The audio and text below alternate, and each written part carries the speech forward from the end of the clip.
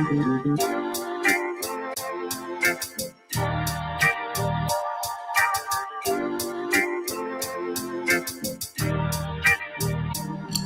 said free the Palestinians, then celebrate the death of Native Indians. How these other races gon' take us serious? They don't. It's silly thinking you.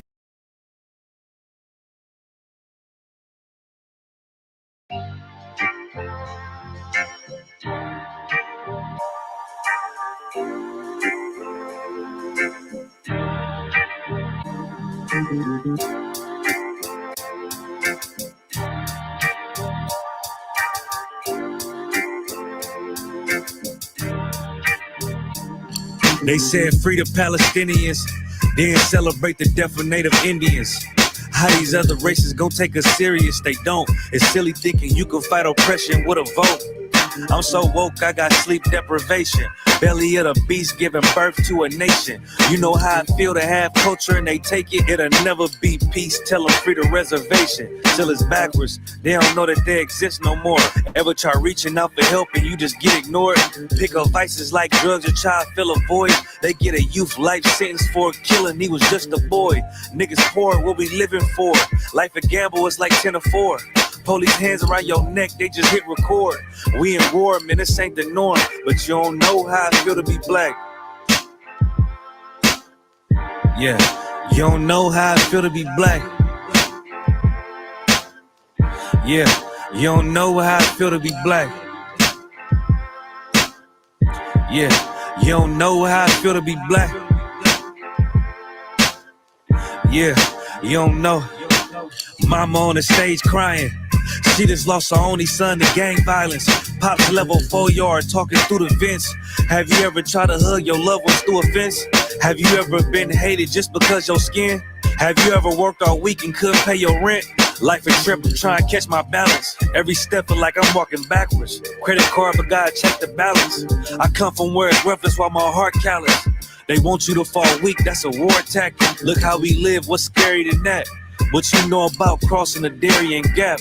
Risk your life to live in hell or bury your kids. Either way we gotta suffer and they just get rich. Life a bitch, why I waste time telling you that? Cause if you ain't a nigga like me, you don't know how I feel to be black. Yeah, you don't know how I feel to be black. Yeah, you don't know how I feel to be black. Yeah, you don't know how I feel to be black. Yeah, you don't know.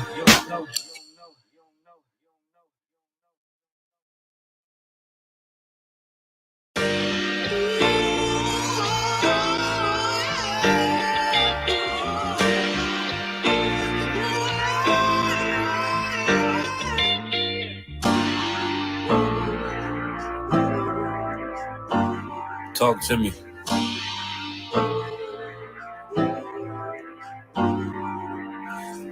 Play the horn, the Lord is.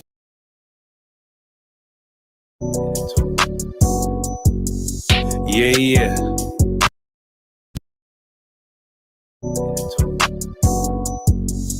Yeah. UBK shit, man. What was? Hey. I'm a UBK nigga, I'm stuck in my ways. That's on them, letting cowards fill up they ranks. Goddamn, lost tribes got them following waves. Loyalty a lifestyle, nigga, I'm just saying. Yeah, I'm a saint, no New Orleans is going up. Next spot we at.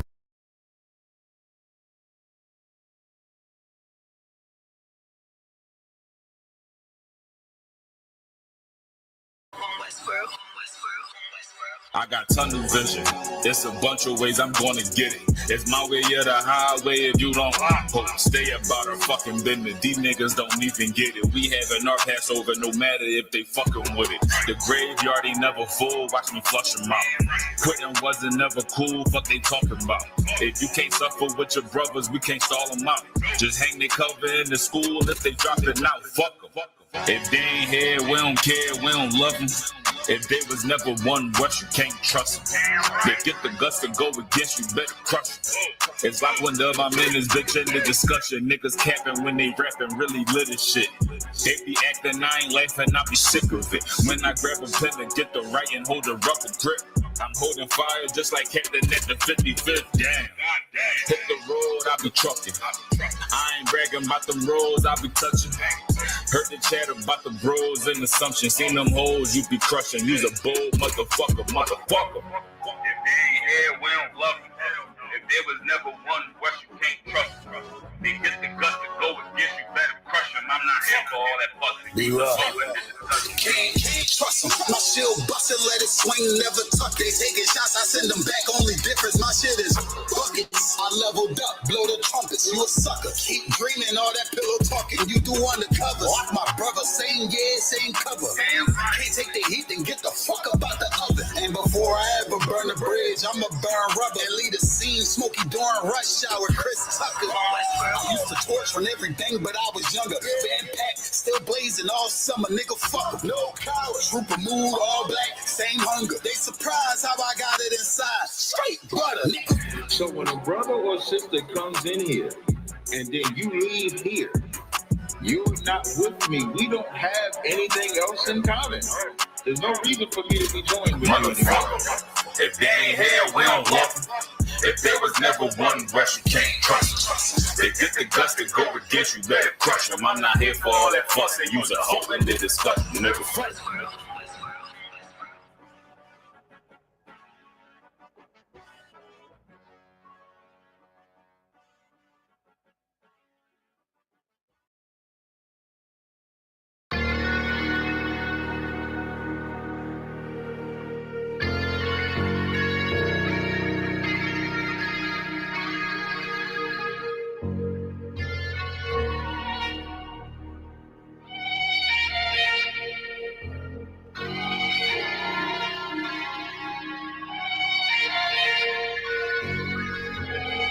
Seen heaven turn to hell, I gotta stay alive. Lord have mercy on my soul, stand by my side. I killed the old man and I watched him die. Lost a couple niggas, guess he wasn't my round. They play my niggas, lay you down, they all down the ride. Keep my gun in my arm, I gotta stay alive. I gotta stay alive. Keep my gun in my arm, I gotta stay alive. Tell me we don't live in hell. My brother doing 55 in that cell. Nigga claiming he your round here spin shell. Same nigga you put on to hit the standing tail. How the fuck you turn your back on a nigga that love you? Treat your kids like my kids, treat you like a brother. I told my dog, let's leave the streets to serve the most high. He said, fuck that shit, he trying to sell another pie. His daddy killed him, put him in the trunk, set him on fire. His wife was pregnant, he ain't never get to see his child. Had me thinking to myself, what happened if I die? Look my babies in the eyes, I gotta stay alive. I put my ego on the shelf and my pride to the side. I'm with some niggas who gon' step and got God on their side. Got in the ISUPK, they keep asking me why. As I do the work of the Lord, I gotta stay alive. Face the east, pray alive. I seen heaven turn to hell, I gotta stay alive. Lord have mercy on my soul, stand by my side. I killed the old man and I watched him die. Lost a couple niggas, guess he wasn't my round. They play my niggas, lay you down, they all down the ride. Keep my gun in my arm, I gotta stay alive. I gotta stay alive. Keep my gun in my arm, I gotta stay alive. You ever pump a pack with a snake by your side? Yes, I did. See a man reach out to God before he died? Yes, I did. I know the Lord forgive us for these sins, but I'm starting to think the kingdom of heaven is for these kids. I told my daughter, there's one man in your bed, I won't stand for less. For my son, I hit your head on that fragile legs. I lost some niggas to that dope, I lost niggas to the feds. Remember Jono tried to stick me for that cheese on that bread, yeah, I was thugging with Lucky and that nigga left me for dead.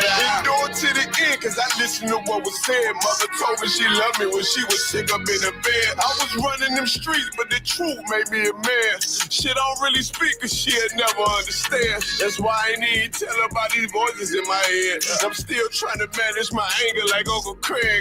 I seen heaven turn to hell, I gotta stay alive. Lord have mercy on my soul, stand by my side. I killed the old man and I watched him die. Lost a couple niggas, guess he wasn't my round. They play my niggas, lay you down, they all down to ride. Keep my gun in my arm, I gotta stay alive. I gotta stay alive. Keep my gun in my arm, I gotta stay alive.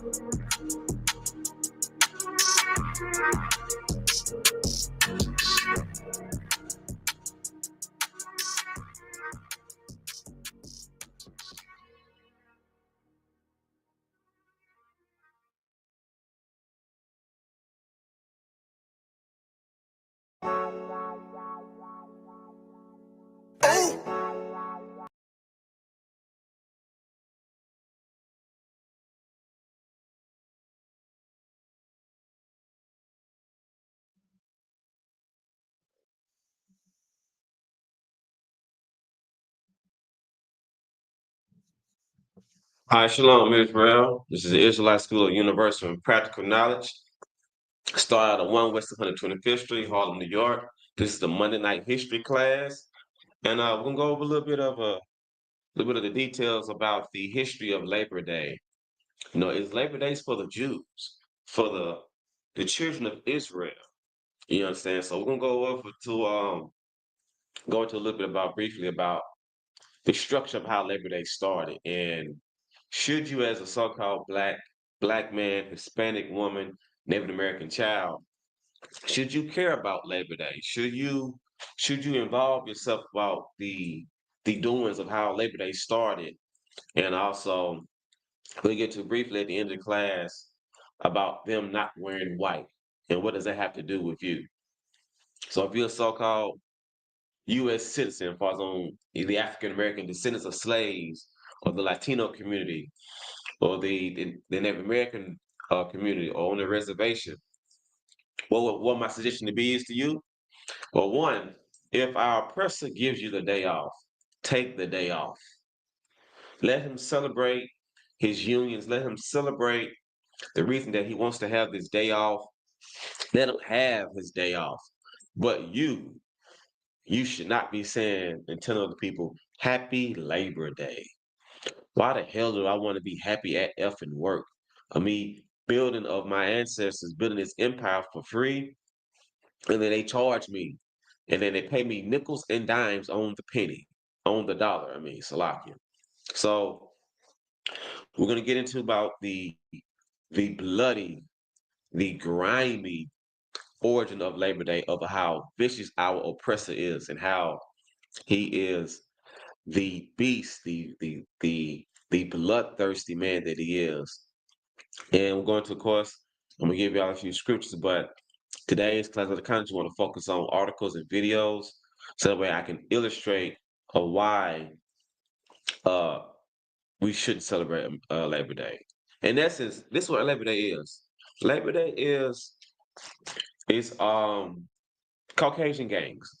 Look at Labor Day like that. Labor Day is Caucasian gangs, Caucasian rights, Caucasian clans, Caucasian thugs. That's all they want to do. That's all they are. So with that mindset, should you really partake into Labor Day? You know, once you find out the history of it, once you learn the origin, and what does it have to do with so-called Blacks, Hispanics, and Native Americans? All right, so as a matter of fact, let me go ahead and get started on these articles. And of course, if y'all got any questions, just type in your questions, and I'll get to y'all your questions. I answer your questions, and we'll go from there. All right, so let's see. What's the first article I want to pull up? Not that one. Where's CNN? Salakia. I need to get my CNN article. All right, let's share this tab. See how I look on the screen. Oh, Salakia. All right, so I'm gonna do a little read along. Of course, I'm gonna give y'all the abridged version. And, you know, of course, at your leisure, you can go back and check this out. So I go back up to the top. So this is by CNN.com. It says why we celebrate Labor Day and the meaning behind it. Now look at this. As if this race of people had done something meaningful or of any hard work. They need to stop. It says members of the International Ladies Garment Workers Union stand on Fifth Avenue during Labor Day parade in New York of 1982. So here got a brief summary, and then I'll get into like the topics of the class. Of course, I start off reading, of course. Let me make sure y'all can see it. I'm gonna zoom in just a touch. Let me check the screen. All right, kind of looks too wild. Let me go back to reading this. It says you probably associate Labor Day with sales, family barbecues, and unofficial end of summer. Which, yeah, that's what everybody was doing. Everybody was grilling and barbecuing. You know, the grocery stores was packed today. Everybody rushing in to go get themselves some Cokes and Sprites and that nasty swine ribs. You understand? I ain't see no crabs been sold today. But they don't really put that on the grill. No crabs are sold today. Just bread, buns, dogs, and beef, along with your damn pork. Oh, barbecue sauce. It says, for most Americans, long weekends are much needed opportunity to reconnect with friends. Blah, blah, blah, blah, blah. As if Monday's holiday holds much deeper meaning, rooted in the 19th century fight for fair working conditions. So, for those y'all don't know, Labor Day was first celebrated unofficially by labor activists in individual states in the late 1800s, according to the U.S. Department of Labor. New York was the first state to introduce a bill recognizing Labor Day, but Oregon was the first to actually codify it into law in 1887. So, of course, they always got terrible conditions up here in New York City. It's something about that damn state of New York City. They always involved in a lot of things. If you look at the history of New York, you got Seneca Village, how they been changing. That's how they rob black people of their land. They are known for the Stone Uprising with the LGBTQ parades. Now you got them with the labor and union laws. Like they're always in the mix of something. Damn near everything. And it's overpopulated too, of course. So it's talking about in New York City, and two events converged that contribute to the foundation of Labor Day. So it's just talking about just the brief history, right? So I'm not going to bore y'all with this. I just want to make sure I just talk about just something brief so you can understand, like, okay, what states did it, what states were first, what made it popular, before I get to the grimy origin of this. So, of course, I'm talking about June 28, 1894, Congress passed an act naming the first day of September legal holiday for called Labor Day.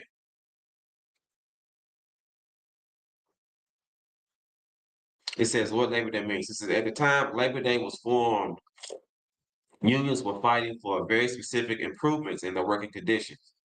Workers were fighting hard for 8-hour work days. Most workers enjoy today. Labor Day was opportunity for them to come together to discuss their priorities. It says, but there was also more radical political thread to the Labor Day celebration. The Knights of Labor was exploring the idea of what we call capitalist or industrial system for fundamentally exploitative. It introduced kinds of inequities and inequalities, not just in wealth, but also in power.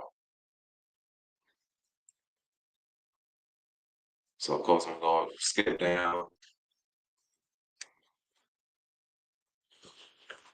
It says holidays called May Day, celebrated on May 1st, was also the origin of the late 19th century, but eventually Labor Day began to seem more moderate of the two holidays.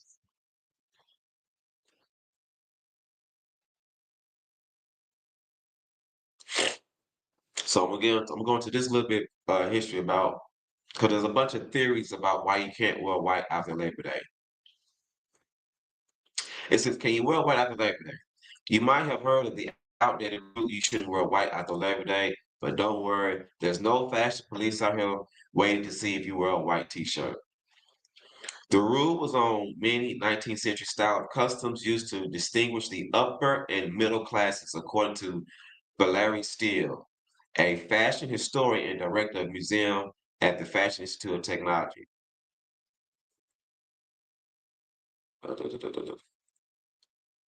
White was tied to summer vacations, a privilege only few could afford. Labor Day represented the re-entry into city life and the retirement of white summer clothes, after the summer of leisure for upper class. But the arbitrary rule all but disappeared during the 1970s. In the 1960s, Youthquake allowed young people to challenge the old stylistic norms, including the Labor Day rule. So there y'all have it. As far as wearing white after Labor Day, it was a wealthy thing. Only wealthy people wore the white. End of summer. And ain't that something stupid? Who gives a damn about end of summer for you not to be able to wear some white? So now we got that out the way. Now I'm going to get into the violence of it. And I promise I ain't gonna keep y'all too long. I actually go to some scriptures as well. Because I want to talk about, I want to make sure I show the crime of it, and I want to make sure I bring out the scriptures. All right, so this right here is the U.S. Department of Justice. It says they infiltrated labor unions. Now, what I'm about to show is, let me make sure I can see that pretty good. What I'm about to show you all is this, that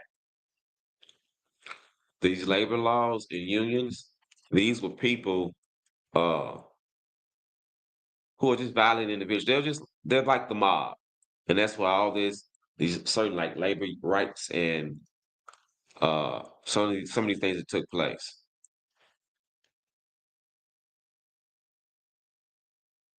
All right, so it says infiltrated labor unions. They're talking about the mafia, which we're about to read right here. It says the mission of the VCRS includes combating the infiltration by organized criminal groups of labor unions, employers' organizations, and their affiliate employee benefits plans. VCRS, Labor Management Racketeering Unit, supports federal criminal prosecution and civil litigation involving labor management in relation to internal labor union affairs and operation of his employee pension. So here's the key part about this. Historically, organized criminal groups such as La Cosa Nostra or mafia gangs substantial corrupt influences and even control over labor unions by creating a climate of fear and intimidation among employers and union members by threats and acts of violence. I'm going to pause right there. Remember that. Let's get into this scripture real quick. I want to make sure I show this, because this is what they did to the children of Israel. This is the book of Ezra, chapter 4, verse 1. It says, now when the adversaries of Judah and Benjamin heard that the children of the captivity builded the temple unto the Lord God of Israel.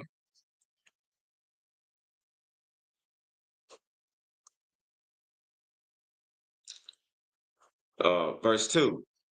Then they came to Zerubbabel and the chief of the fathers and said unto them, let us build with you, for we seek your God. Now here's right here. This is Israel minding their own damn business. We out here working. We got our own God. We just out here under this captivity, and we minding our business. Now this is something that Esau is known for. Esau is known for doing stuff like this: destroy your neighborhood, kick you out, or raise up the prices of your neighborhood, kick you out, and then lock you up, and then create a program to help you come back inside that neighborhood that he kicked you out of, both under his control. So in essence, he will let you work, get you fired, throw you in jail, and then ask you to come work for less.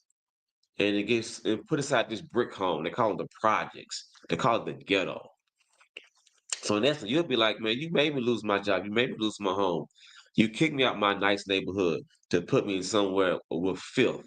You put me somewhere in a low environment. You'll put me somewhere that in the summertime there is no trees, there is no shade, and it makes things 20 degrees hotter outside. And then have the audacity to try to come and help you after he destroyed you. They've been doing this to the children of Israel. But we're going to keep going on with the scriptures. It says, let us build with you, for we seek your God, as ye do. And we do sacrifice unto him since the days of Esarhaddon, king of Ashur, which brought us up hither.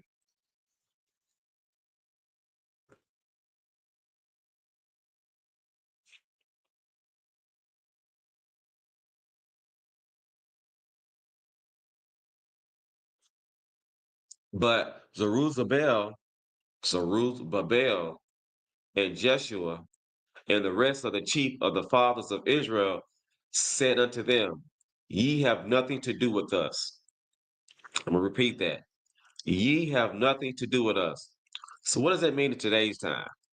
Hey man, mind your business. Go over there, Karen and Jake's, or whatever the white version for men, the white version for Karen, for the male version. It said, ye have nothing to do with us. Tell them, hey man, mind your business now. Hey, go over there with all that. Hey, move around. I don't care. Leave us be. And for centuries and for thousands of years, we've been telling those who come around us like, leave us the hell alone. And that's just something right here as we was going over in this article. They always try to infiltrate you.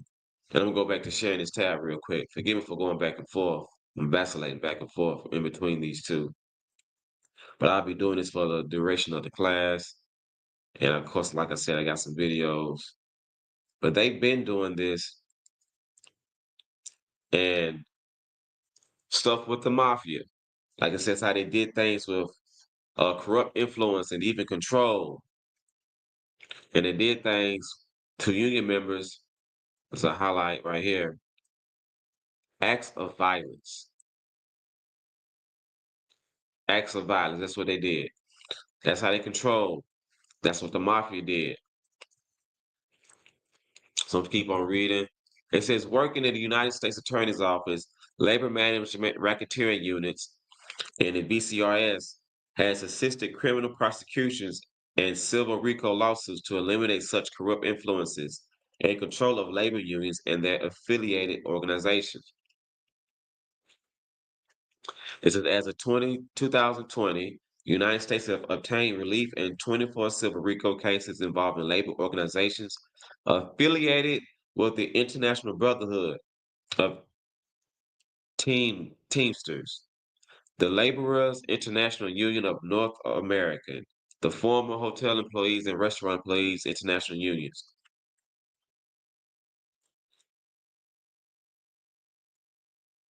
It says during the period from 2017 to 2021, the Labor Management Racketeering Unit worked with the United States office in Detroit to charge and obtain guilty pleas from the Fiat Chrysler Association.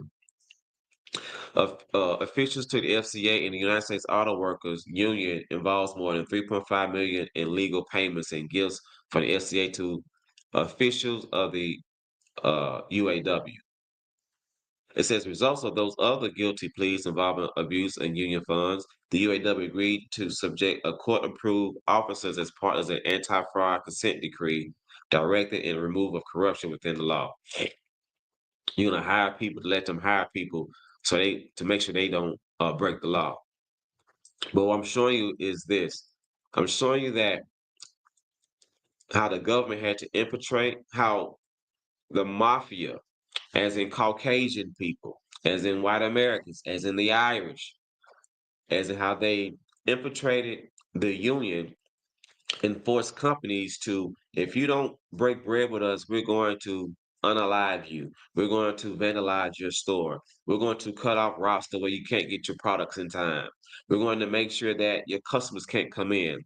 We're going to make sure that we violate you unless you pay us. And we all saw the movies. We all seen the history of it. This is right up our oppressor's alley. Even though he does it to himself, he most definitely done it to the children of Israel. And how we know? I'm about to show you. Let me go back to these scriptures real quick. For carry on with Ezra 4 and 3, it says, but Zerubbabel and Jeshua and the rest of the chiefs of the fathers of Israel said unto them, ye have nothing to do with us to build an house unto our God, but we ourselves together will build unto the Lord God of Israel, as King Cyrus the king of Persia have commanded us.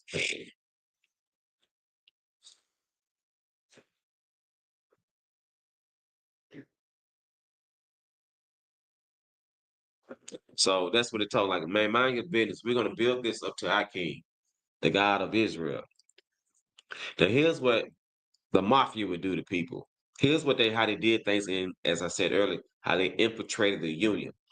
It says, then the people of the land weakened the hand of the people of Judah and troubled them in building. That's exactly what the mafia does today. That's exactly what our oppressor does today. That's exactly what white Americans, the politicians, these laws against the children of Israel was what they do today. And even as when I say today, I'm even talking about in 2025, how they will skim past you based on resume. They'll skim past you based on name. They'll skim past you based on zip code. This is what they've always done. This is what they do. They will weaken the hand of the people of Israel. Trouble them. They trouble us. Like they will put things in place that'll lock us up or make things hard and difficult for us to get back and forth to work. Or they will just raise the price up so high to the point where we can't afford to live where we at.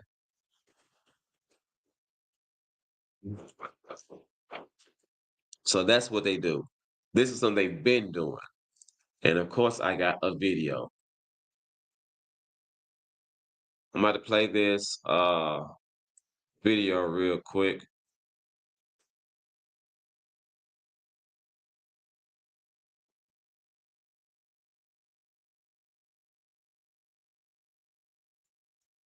Let's see how it look. Bear with me 1 second.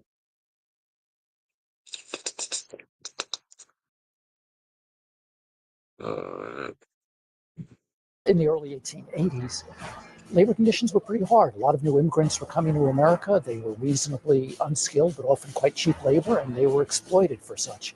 So that the typical workday could be 12 hours. They often worked 6 days a week, sometimes 7 days a week. Child labor was not allowed, but it wasn't regulated, and so kids as young as 6, 7, 8, 10 worked. Sidebar. Look how good they look when they become our slaves. They complain about working 12-hour shifts. When we work 20-hour shifts for free. At least they're clothed. They got jackets and hats and stuff. They're clothed. But look at this, give them a taste back of how things are going to be once we come back into power. Salakia. In the mills, and the conditions were not terribly safe. There were terrible accidents that occurred. The first Labor Day was September 1882. The founder probably was Matthew McGuire. He helped to organize a major march and demonstration to affirm labor's rights. And 10,000 people marched. That was a Tuesday. It was the first Tuesday in September. What triggered a national Labor Day in 1894 was a rather dramatic strike that took place. The Pullman workers in Chicago went out on strike. The federal government intervened because the Pullman cars, basically, with a boycott of them, stopped the American railway system from operating. So the federal troops were called out to crush the strike. people were killed. It was a terribly violent strike. It was not a happy day for labor. Government, being politicians, wanted labor on their side. And so as a concession, they then passed legislation authorizing a Labor Day, first Monday in September from then on. Labor Day has evolved since 1894. Increasingly, even the marches and the parades became really opportunities for a. So sidebar real quick. You see how our oppressor gets things done? He gets things done by violence. He don't have peaceful protests. He don't have let's vote. Let's he don't have things in that nature. He does this by way of let me unalive the masses. Let me unalive a bevy of them to get what I want. When us, we tried to vote, or we tried to join, for us to get out of this oppression. Salaki. Our oppressor only accepts violence. Therefore, that's why our king has to come back and redeem us.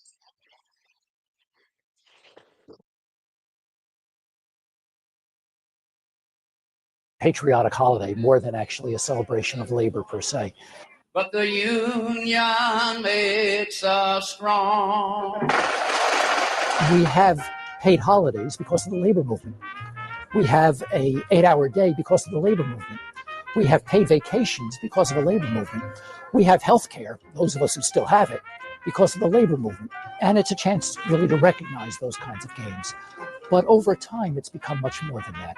It has become, for all of us, the marker of the end of summer, the beginning of school, an opportunity for picnics, for barbecues. In its own way, ironically, Labor Day is as much about consumption as it is about labor nowadays. I'd like to think that the problems facing labor and unemployment are on people's minds. I'm sure that they are on people's minds. I'm not sure that Labor Day is triggering those concerns anymore. And that's unfortunate.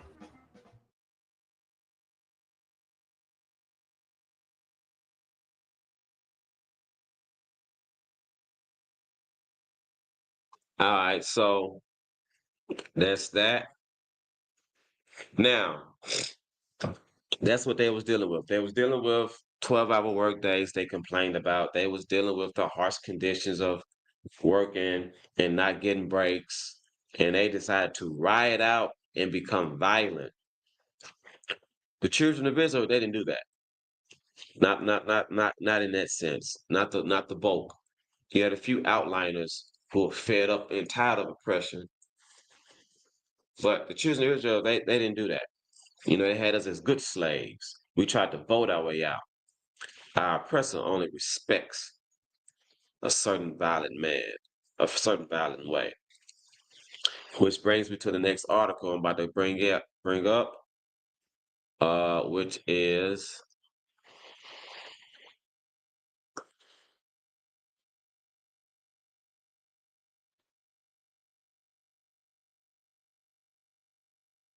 I'm about to show you how violent our oppressor is and what he likes to do. Make sure y'all can see this good, Salakia. So here is something that happens far too many times.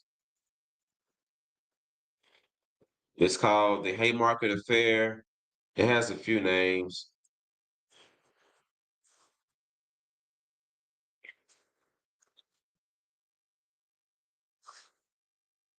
It says the Haymarket Affair is considered a watershed movement for American labor in history. At a time when fear was about loyalties and activities of immigrants.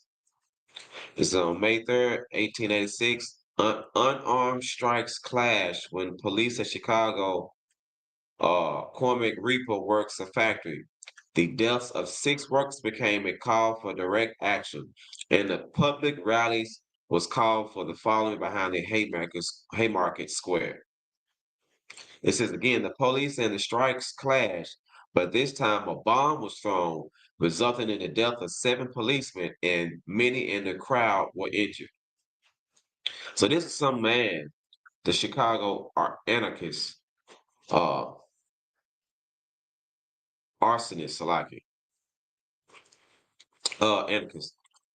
This is some man that decided that he's tired of working these 12-hour shifts, and he just takes some dynamite, a stick of dynamite, and he would just throw it.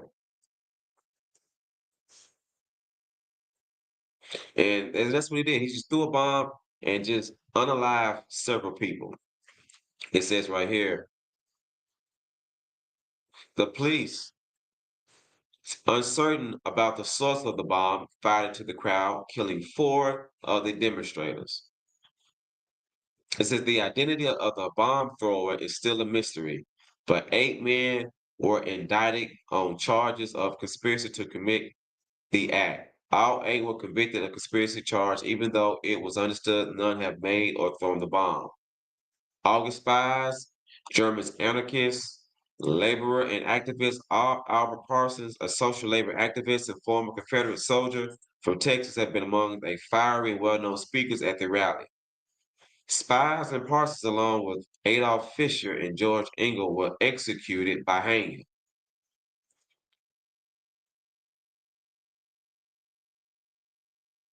So this is what they're talking about. This is just how violent our oppressor is when he doesn't get his way. And we've seen it all too many times. He's violent towards himself. He's like that animal.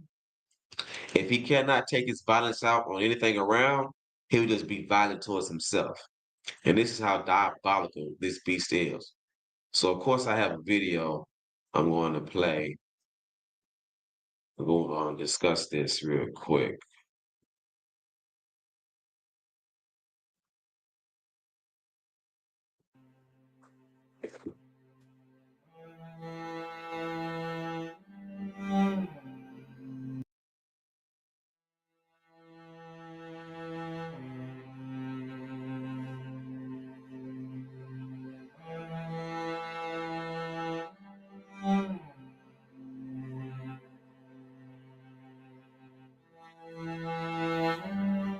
Well, I think the Haymarket incident was huge, and one of the reasons the Haymarket incident was huge was the public reaction against it. So it became a huge public relations event, if that's the right term to use in the 19th century. Probably not quite the right term, but a huge international event, the hanging of these men.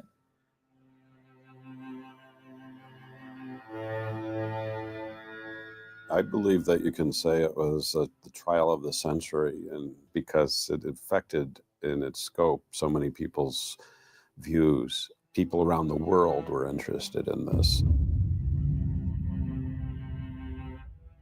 It's a very violent anti-labor history, is the history of labor relations in this country.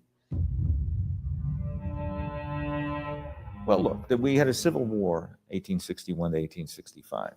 By 1870, people are talking about a second civil war.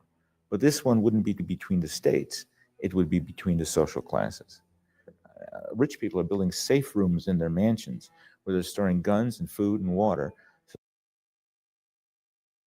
Just think about what he just said. Even in 1870, wealthy whites were building safe rooms and bunkers and hoarding food and stuff of that nature. Yeah, our president, he's always going to try to be crafty to slide away like the roach that he is. Salaki. So that they can hold out until the army comes and liberates them from the socialists who are going to be burning down everything. The anarchists are organizing massive marches down to Prairie Avenue in Chicago on Thanksgiving Day to remind the owners, who they should really be thankful for, that those turkeys were put on their tables by the workers who they're paying, 10, 11, 12 cents an hour. People are talking openly about revolution. When large groups of people feel that they are on the losing side economically of a revolutionary situation, and that's exactly what many people see in the labor movement and in the socialist movement in the 19th century, and certainly in anarchism.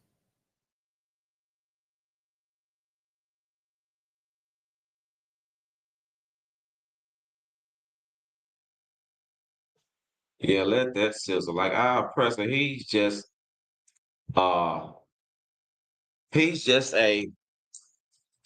mass unaliver. That's just what he's good at. That's just what he does.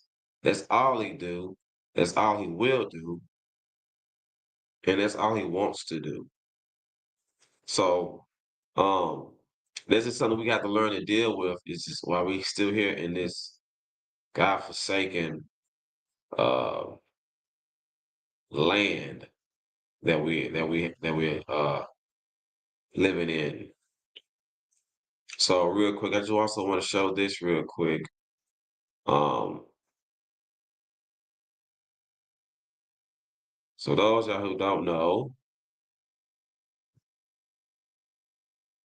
this man, Henry Ford, let me make it large so y'all can see. Salakia. For those y'all who don't know who this man is named Henry Ford. Of course, we're talking about Ford Motor Vehicle. As y'all can read, this is true. I'm going to show y'all some more stuff about it. He, on September 25th, 1926, Henry Ford announced the 8-hour, 5-day work week.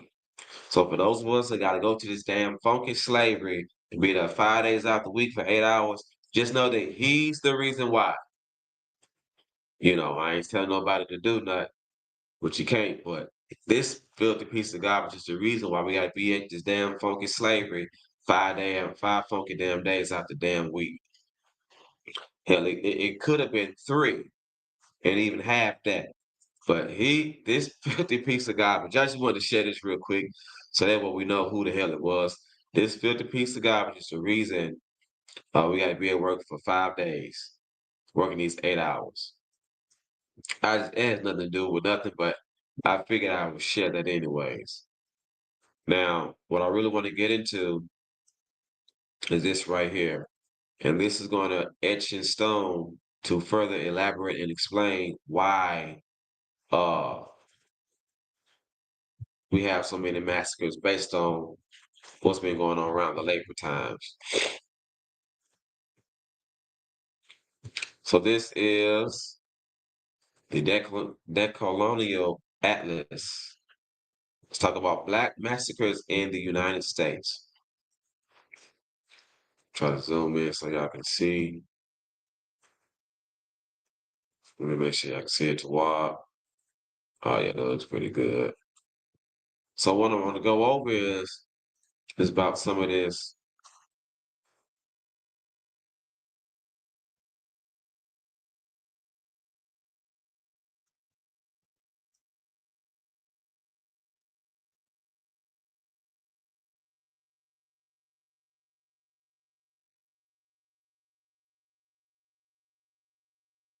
All right, so it says, let me make sure y'all can see this. Let me see how it look. Let me take that off. Why the hell this keep popping up?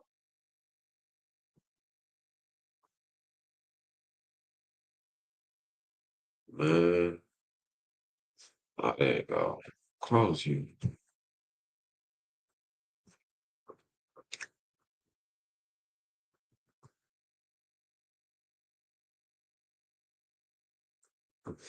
It says Black massacres in U.S. It says millions of voices join the chorus declaring the Black Lives Matter COVID-19 disproportionately afflicts Black communities. President Trump holds rallies on hollow grounds that was Black Wall Street. We need to do work of uncovering America's suppressed history of Black massacres. That's what we got to talk about. It says massacres are violence inherent to whites are the violence inherent to white supremacists unleashed in full force, taking untold scores of Black lives. Y'all know what an untold score is? I'll go ahead and elaborate to you what an untold score is. An untold score is there was so much blood, there was so many lives lost, they didn't even take notes of a record of it. So for an example, it'll be something like this. Just imagine there's a elementary school. Well, you know, we'll just say from kindergarten up until 4th grade, right? It says all black, number blacks and Hispanics in there. And let's say a massacre comes and they unalive all but let's say 30. How many lives was taken? That'll be the question. Because we got to remember, you got kindergarten, you got first grade, you got second grade, third grade, fourth grade, all the teachers and staff that's there. How many was unalive? Is it safe to say 200? Is it safe to say 500? If it's safe to say 80, the point is, it's untold. Like they took so much, they did so much, they didn't even take records of it. So to the point where like they don't want to write about it. So it says, taking untold scores of Black lives, these massacres have largely been erased from the public consciousness.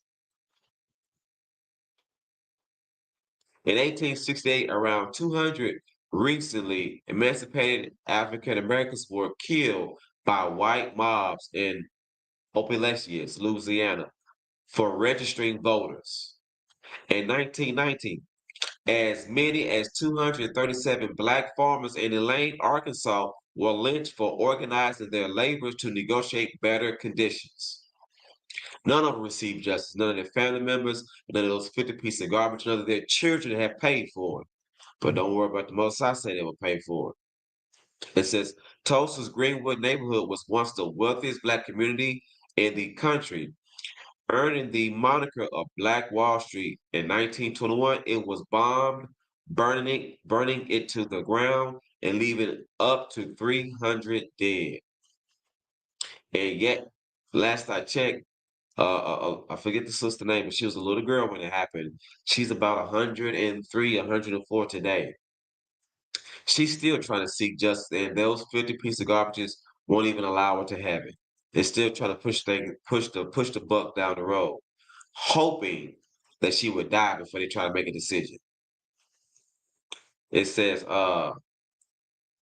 in 2015, a lone white supremacist in Charleston entered one of the country's oldest Black churches and shot 10 worshipers in cold blood.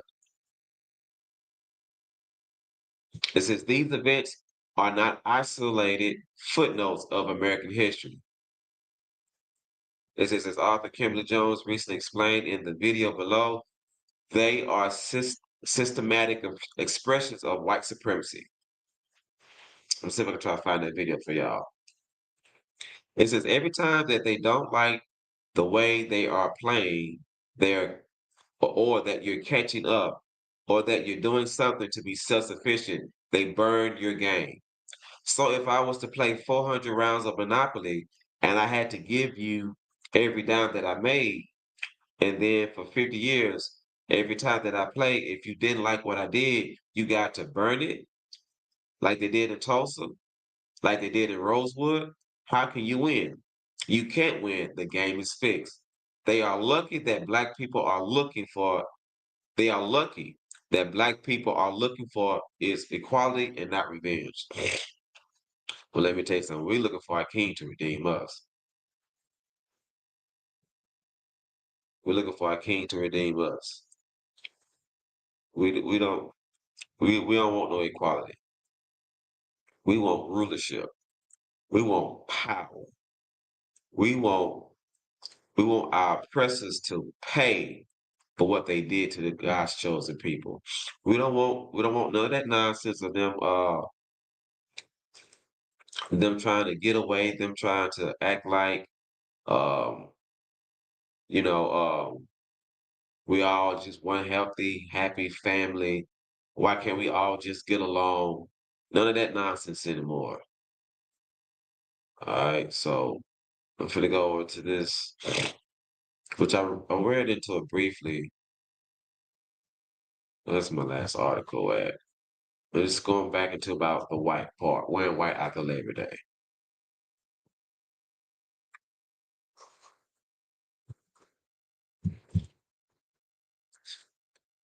So these wealthy pieces of garbage, these wealthy all white golden retrievers, these wealthy all white huskies right here, they're wearing all white, just so happened coincidentally. And they looking all happy. Look at these.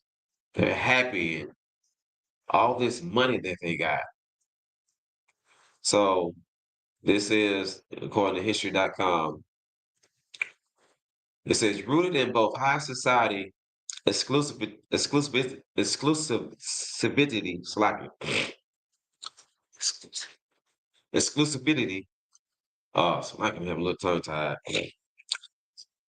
And seasonal practicality, the old adage banning white after Labor Day has become a lasting piece of American fashion and folklore. Exclusivity, Salaki. Where did the no white after Labor Day rule originate? The exact origins of the rules are murky, but one popular theory is rooted in the late 19th and early 20th century, when the New York's Nouveau Riche, or the New Rich, were jockeying to join the long-established social elite to guard their status. Old money circles imposed arbitrary fashion rules, including banning white after Labor Day, according to Mary Claire reports. It was insiders trying to keep other people out. Director of the museum, Valerie Steele, talking about the Museum of Fashion to the Technology Time told it says, and outsiders trying to climb in by proving they knew the rules. It says at the time, clothing was associated with summer leisure, the Gilded Age. Elite summer was areas like Newport, Rhode Island, and Southampton, New York, donning seasonal white wardrobes. The wealthy often wore linen suits, breezy dresses, and tennis outfits during their coastal vacation. It says Labor Day celebrated the first Monday of September since Congress made the holiday official in 1894, marked the symbolic end of summer at the time for a wardrobe shift. And that's it.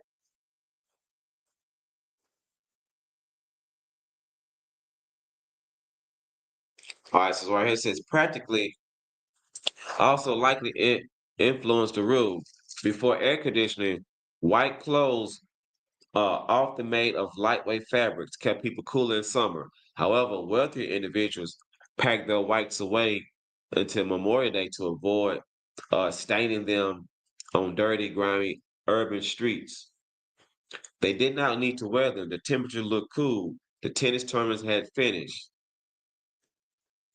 It says, but they also couldn't wear them. Back then, New York City streets were made of dirt, covered in horse excrement and well as rotten garbage. If you walked out in color, it would soon be covered in grime and mysterious origins.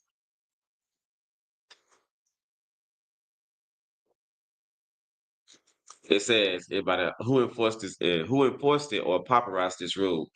By the mid 20th century, fashion magazines such as Vogue and Harper's Bazaar reinforced the seasonal shift by featuring fall wardrobes with darker colors. Etiquette experts also chimed in, echoing the idea for white was for summer and darker colors are for fall and winter. One theory is that fashion magazine was mostly based in northern eastern cities and reflected the fashion editors at that time.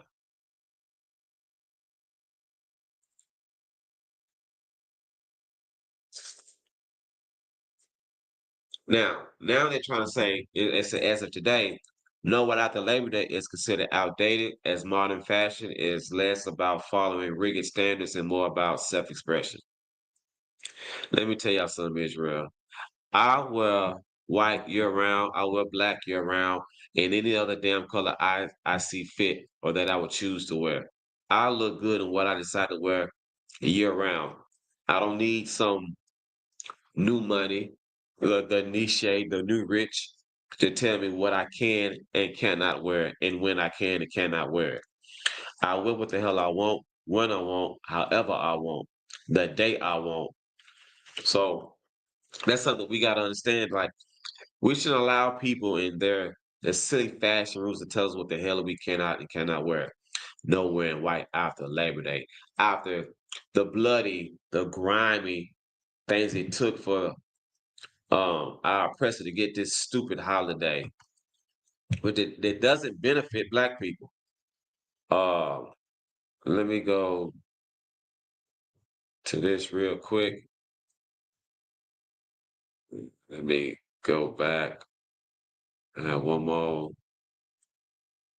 video.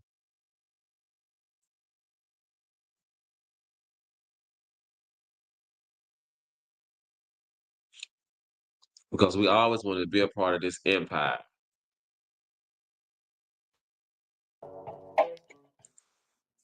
Labor Day is a time to recognize the American labor movement.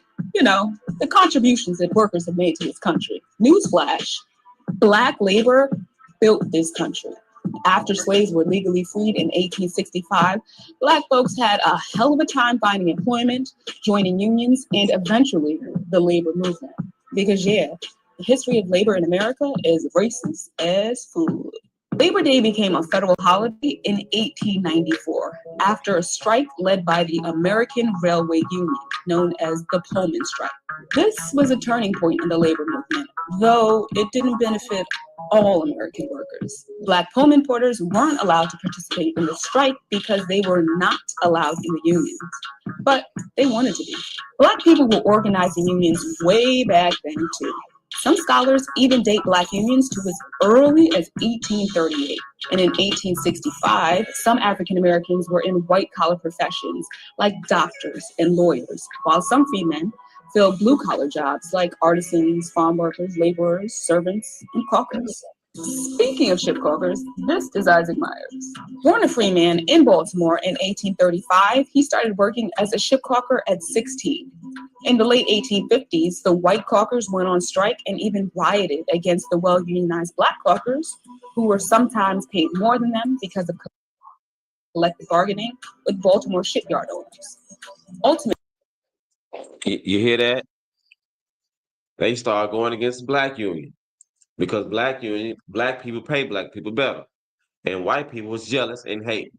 Just like I brought out how I brought out in the scriptures, like they always meddling in our affairs, trying to see what the hell we got going on. Salaki. the shipyards fired about 1,000 Black workers, including Myers.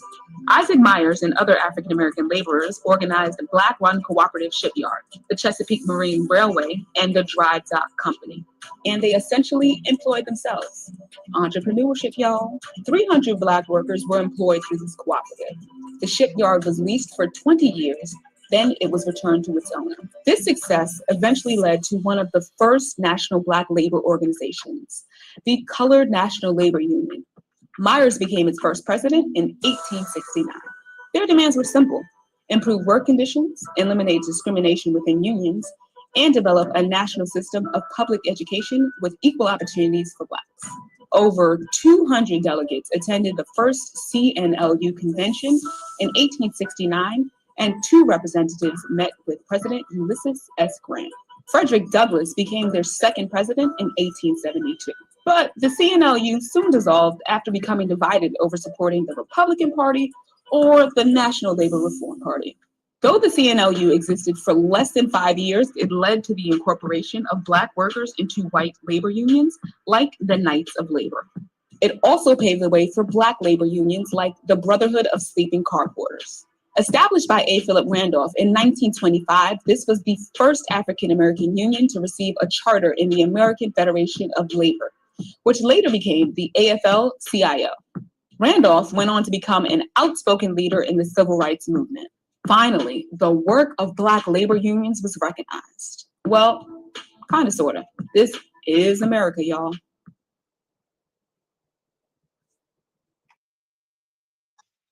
That's exactly what she hit that right on the nose. This is America, and they don't give a damn about the Blacks, Hispanics, and Native Americans. They don't give a damn about us, y'all. Labor Day is our oppressor and his children, the gang members that they are, fighting to not have to work like the Blacks, as in the slaves. And that's what that's all about. They're tired of working these 12-hour days in harsh conditions, and their children using fingers and toes. But when our mothers and fathers and our daughters and sons was working these conditions, and we get hung for not meeting a quota, it was all good and dandy. That's what Labor Day is for. It's about our oppressor tired of working like slaves. He was paid for it. We done it for free. So is Labor Day for the Jews? Labor Day is for our oppressor. Let him have his damn day. In today's time, if you get the day off, you take the day off. We ain't celebrating it because it was through the violence of our oppressor that he got that holiday. He was tormenting black people so much, he had to torment himself. It just, as he brought out in the article, in the video, that the white unions was attacking the black unions because black people was inside their own cities, in their own neighborhoods, paying black people more than what white people's paying white people. They got jealous. So Labor Day is not for the Jews. It's not for the children of Israel. Labor Day has been infiltrated by the mafia. It has been infiltrated by white gangs, white thugs, those violent, what's another word I would like to call them? Those violent Neanderthals. You know, they call our kids white ends, or we're gonna call them white tees. You know what I'm saying? That's what we're gonna call them. Like, they are the true thugs. They are the ones who are very violent. They are the ones who's always massacring things with untold scores. So with that, I'm gonna get ready to end this class. If y'all got any questions. So Labor Day, it started, you know, in the late 1800s because our oppressor did not want to work 12-hour shifts anymore. He wanted to go down. He wanted a few days off. He wanted to cut off some hours. And then that filthy piece of garbage here with Henry Ford created the 5-day, 8-hour workday that no one likes to do. So with that, I'm Priest Nasser Daraki of the Israelite School of UPK. Shalom.